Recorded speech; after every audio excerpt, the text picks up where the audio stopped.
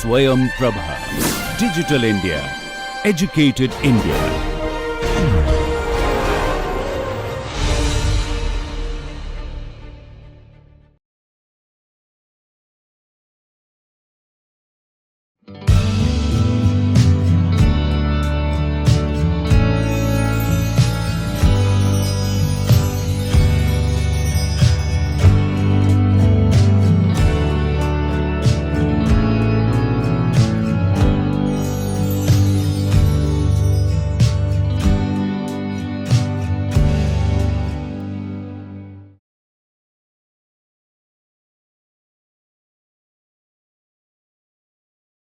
Welcome to you all.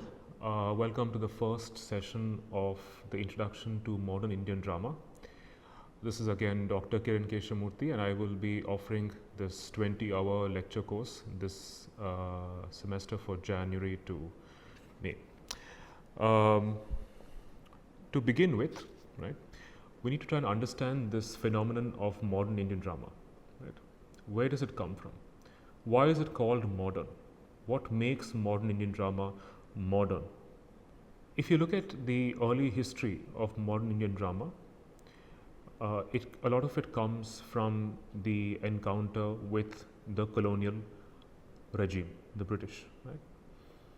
And in the early histories of Indian theatre, right, by Horace Hayman Wilson's 3-volume Select Specimens of the Theatre of the Hindus, published in 1827 in Calcutta, and Sylvain Levy's 2-volume The Indian Theatre, you will notice that a lot of what came to be understood as modern Indian theatre was the product of the cultural encounter between the British and the Indian natives.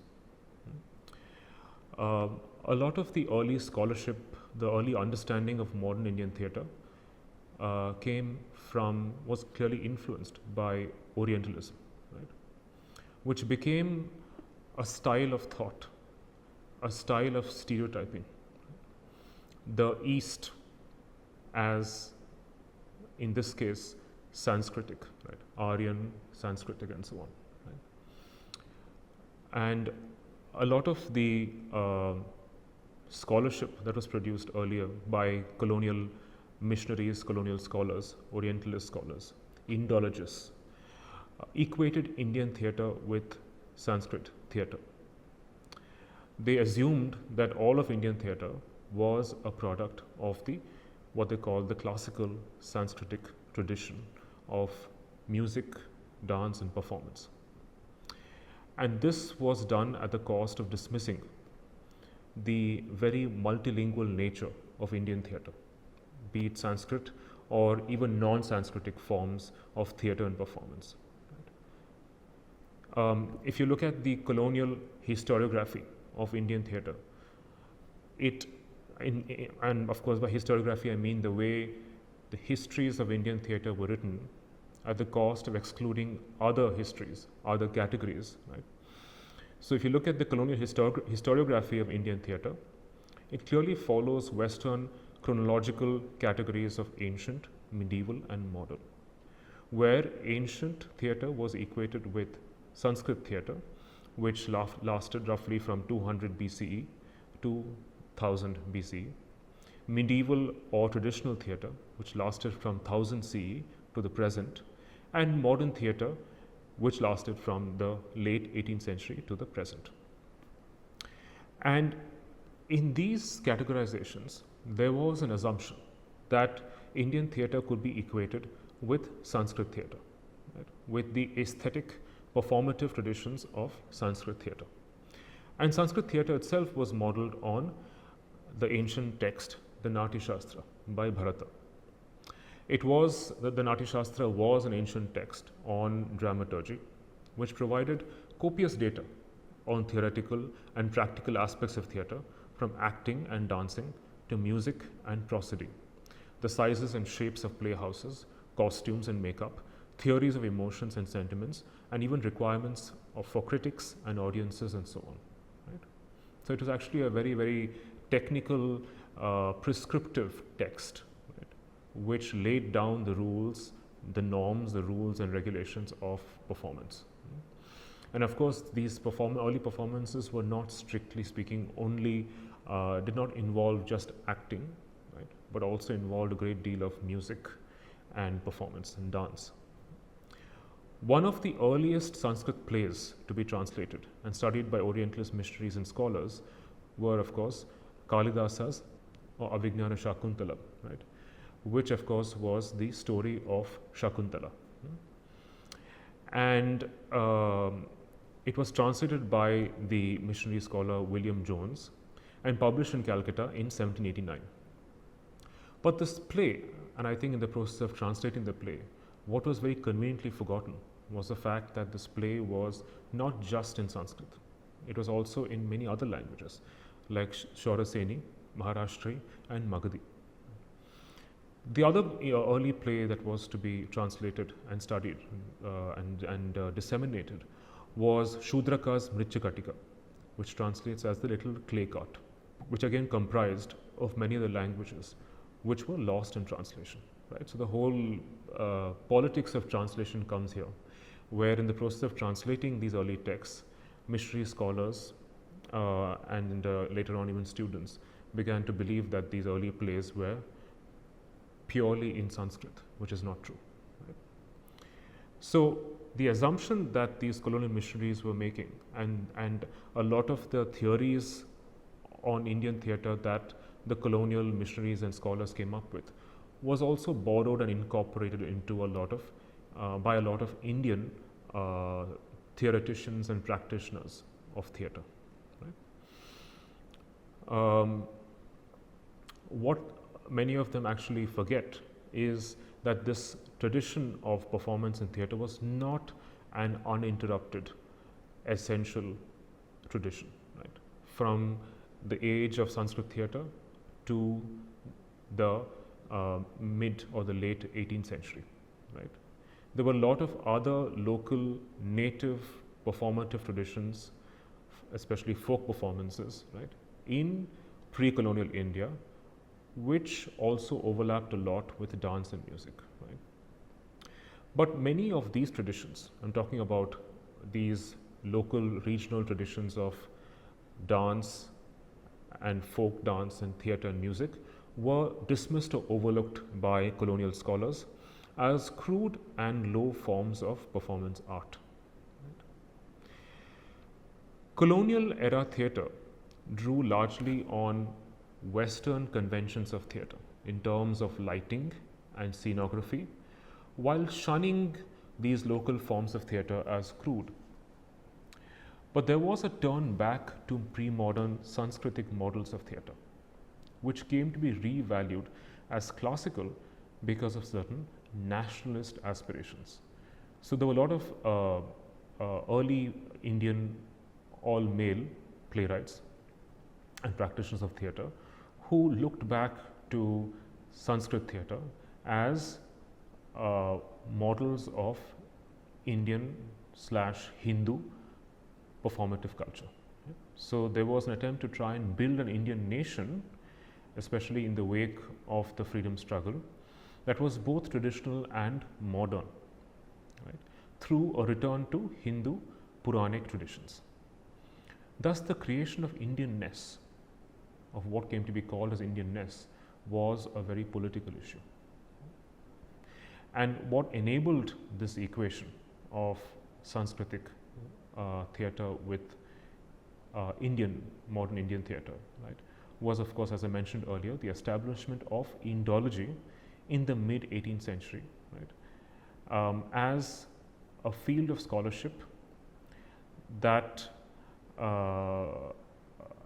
presented the value that Sanskrit texts had, both religious as well as secular texts had, to European scholars. Right? And a lot of the understanding that European scholars had of India's ancient past was also being borrowed and incorporated by many of the early Indian playwrights and practitioners of theatre. Even later histories of Indian theatre, like Hemendranath Dasgupta's 4-volume The Indian Stage, which was published in Calcutta between 1944 and 1946, And Ramanlal Kanayalal Yagnik's The Indian Theatre did not acknowledge the presence of other theatre performance traditions in India. Many of these later histories of Indian theatre were written after independence but continue to emphasize the lasting importance of Sanskrit theatre on Indian theatre. And of course, the irony was that many actors did not have a sense of these Western conventions of theatre acting, right? Because it's not like as though the local traditions, local folk traditions of theatre were completely forgotten or superseded by colonial Western models of theatre. Right? I think a lot of these conventions of theatrical acting, be it dance and performance and music, right, were incorporated by these actors into what became modern Indian drama. Right? So modern Indian theatre became a confluence of Western models of theatre, especially in terms of a certain kind of naturalist realism, in terms of scenography, the fact that you could have shifting backdrops, right, behind the actors on stage, which signified different scenes, or lighting, the fact that you have lighting instead of using natural light. All these things were incorporated into modern Indian drama, along with many local traditions of dance and sing and music. Right? And you see this in the ways in which many of our local regional traditions of performance, like Yakshagana or Jatra, right, were of course meant to be performed out in natural surroundings. Right? They were itinerant or traveling troupes who performed night after night to a varied, maybe largely rural audience, right, across different towns and villages. That was a very different scene, let's say, than from the idea of modern Indian theatre, right, designed on Western models of theatre, which were being performed in what is known as the proscenium theatre. Right? The proscenium is this raised stage in an enclosed space. Right? So the actors who are actually on stage become the subject of a spectacle. Right? It's a spectacular sight to be able to see them perform by the audience. Right? So it's no longer a performance which is being performed at, let's say, the eye level of the audience who's watching, right? But it becomes a raised platform in an enclosed space. So there's a certain degree of intimacy and privacy that's associated with Western modeled Indian theatre, right? And it was under the rule of the East India Company, right, where when you had the early playhouses being set up in Calcutta, because Calcutta was their first capital. In 1775 was Calcutta Theatre. In 1813 came up the Chowringhee Theatre, the Sanssouci Theatre in 1839, which were all patronized by colonial officials. So when colonial theatre was first performed in these playhouses, it was not meant for the common masses. Right? It was largely an elite form of entertainment and performance art, which was not open to everyone. And they were also patronized by colonial officials, right? And as well as the native elite. Right? These native elite comprised of the Parsis, mostly the Parsis, who had benefited from the advantages of colonial education. They also dressed up in a fairly westernized fashion, and they owned many businesses. They owned many of these theatre production houses, right? And they also sponsored these theatre productions, right? So in some sense, they also had connections with a lot of these British officers and the East India Company. So it became theatre under the British, became a commercialized event. It became a ticketed event. So it was only in the late 19th century that theatre spread as a form of mass entertainment in Calcutta, Bombay and Madras, and then to schools and colleges. Theatre, as I said earlier, became a commercial ticketed event, and there was now a new distinction between the actor manager and the director. Right? So initially, you had an actor who was also the manager of the troupe, and he managed the funds and the performance spaces and so on. But now you also had a director who was autonomous, who didn't necessarily act in the play, but was able to direct the play and create perhaps a certain kind of performance aesthetic. So in some sense, the phenomenon of modern Indian theatre represents an unprecedented historical transition from the early days of Sanskrit theatre, because it became a highly institutionalized and commercial performance art. It was institutionalized through these playhouses. It was institutionalized in terms of having several crew members who were engaged with lighting and makeup and costumes. You had professional actors who had to be trained in these conventions of acting, who were also paid actors. They performed in these highly intimate, enclosed spaces. Right? They were also ticketed events. And you also had the circulation of texts, lots of texts. These plays were transcribed, transmitted, written, published, right, as printed books that could be read and disseminated. And it's because of this that modern Indian theatre became institutionalized in a way that it had never been before. Right?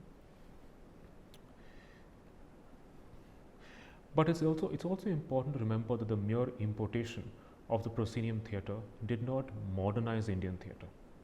Indian theatre in the 1770s was still an elite form of entertainment that was limited to small British populations in the three presidency cities or towns then of Madras, Bombay and Calcutta.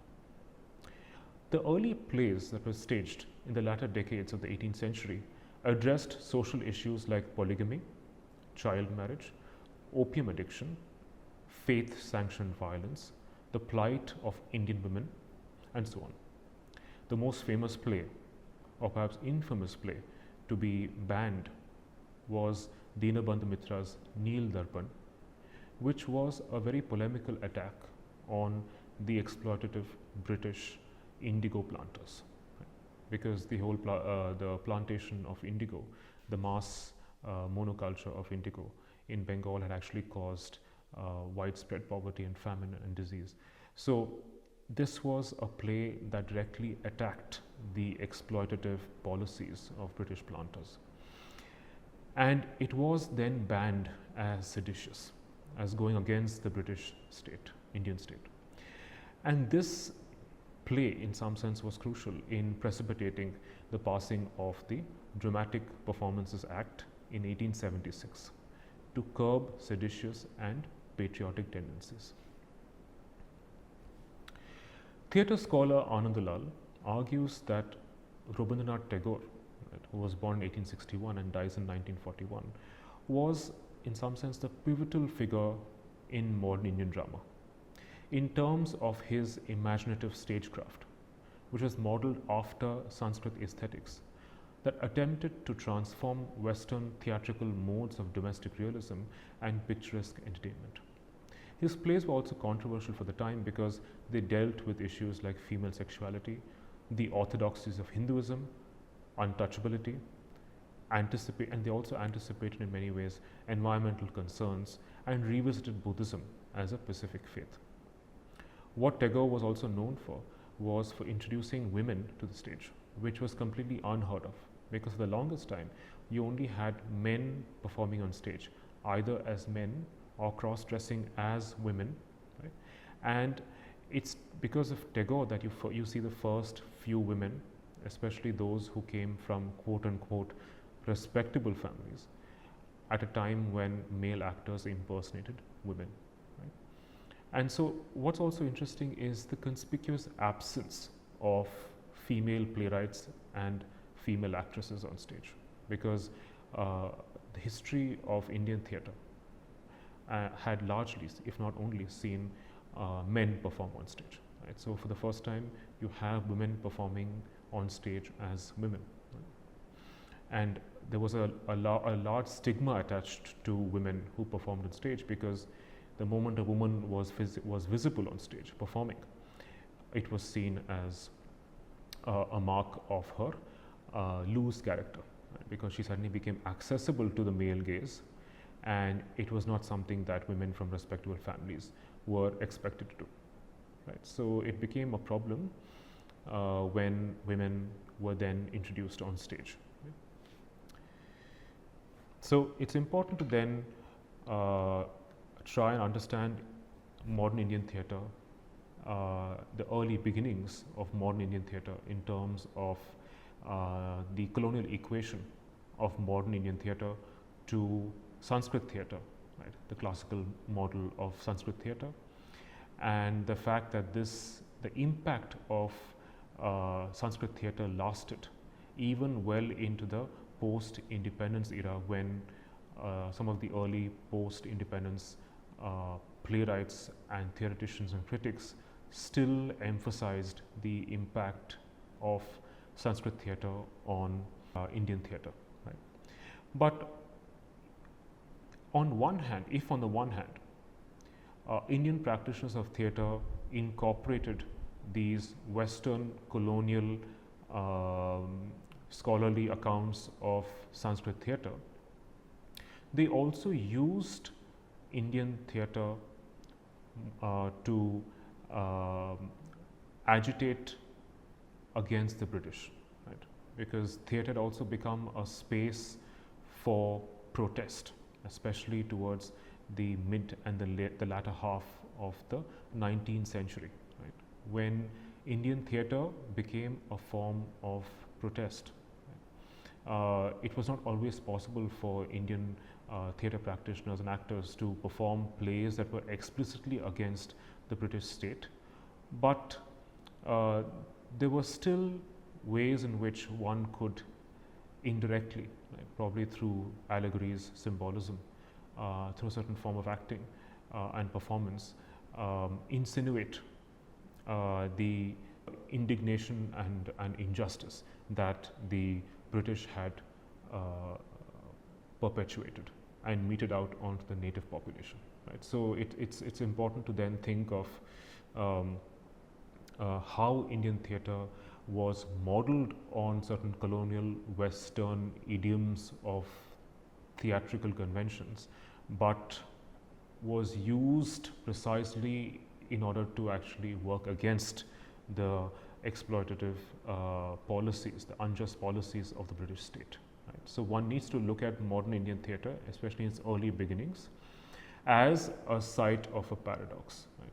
Where you borrow, you incorporate certain Western models of acting and dramaturgy and performance, and you use those models, those very models, to actually argue and critique colonialism. Right? Thank you.